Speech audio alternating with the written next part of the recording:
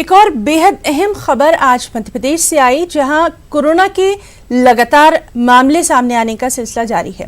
सुबह से अब तक कोरोना के 44 नए मामले आ चुके हैं। इनमें से 31 मामले सिर्फ इंदौर से ही हैं। मध्य प्रदेश में कोरोना मरीजों की मजबूत तादाद बढ़कर 8,341 हो गई है। एमपी में कोरोना से अब तक 353 लोगों की मौत हो चुकी है। दूसरी जानिब एमपी में कोरोना से अब तक 5,150 लोग शिफायाब हो चुके हैं। वहीं महकमे सेहत ने मध्य प्रदेश में कोरोना के मुश्तबा लोगों पर नजर रखने के लिए मेडिकल स्टोर पर काम करने वालों की मदद लेने का अहम फैसला लिया है।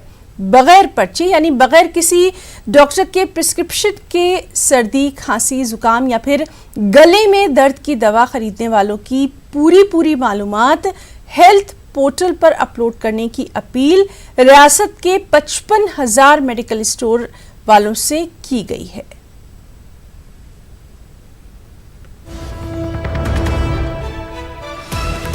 और इस वक्त की अहम खबर, रेमडेसिविर दवा के महदूद इस्तेमाल को हरी झंडी दे दी गई है। बेहद अहम खबर है ये। कोविड-19 के मरीजों को इमरजेंसी की हालत में ये दवा यानी रेमडेसिविर दी जा सकती है।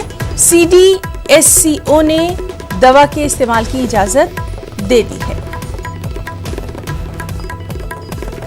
तो लगातार कोविड-19 की जानिब जो तिब्बी अमला है वो भी सरगर्म है।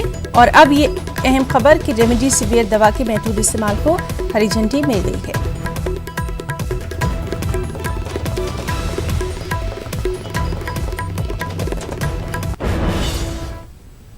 कोरोना बहरान के दौरान मुल्क की मईशत को धचका लगा है। कारोबार और सनती इदारे मुतासिर हो रहे हैं। मईशत को पटरी पर लाने की कोशिशें भी जारी हैं। इस सब के बीच वज़ीर-ए-आज़म नरेंद्र मोदी ने कॉन्फेडरेशन ऑफ इंडियन इंडस्ट्रीज के 125 साल मुकम्मल होने के मौके पर खिताब किया। इस मौके पर पीएम ने कहा कि दुनिया एक मुश्किल दौर से गुजर रही है। इंसान हर मुश्किल से बाहर निकालने का रास्ता बना ही लेता है। उन्होंने मजीद कहा कि वायरस से लड़ने के लिए सख्त कदम उठाने हैं, मईशत का भी खास ख्याल रखना है, आवाम की जिंदगी बचाने और इक्तिसादियात को मुस्तहकम करने की बेहद जरूरत है। इंसान की सबसे बड़ी ताकत होती है कि वो हर मुश्किल से बाहर निकलने का रास्ता बना ही लेता है। आज भी हमें जहां एक तरफ इस वायरस से लड़ने के लिए सख्त कदम उठाने हैं, वहीं दूसरी तरफ इकोनॉमी का भी ध्यान रखना है। हमें एक तरफ देशवासियों का जीवन भी बचाना है, तो दूसरी तरफ देश की अर्थव्यवस्था को भी स्टेबलाइज करना है, स्पीड अप करना है। इस सिचुएशन में आपने गेटिंग ग्रोथ बैक इस बात को प्राथमिकता दी है और निश्चित तौर पर इसके लिए आप सभी भारतीय उद्योग जगत के लोग बधाई के पात्र हैं। न्यूज 18 के editor in chief Rahul Joshi के सीधे सवालों का अमित शाह ने जवाब देते हुए कहा कि सीएए से किसी की भी शहरियत नहीं छीनी जाएगी।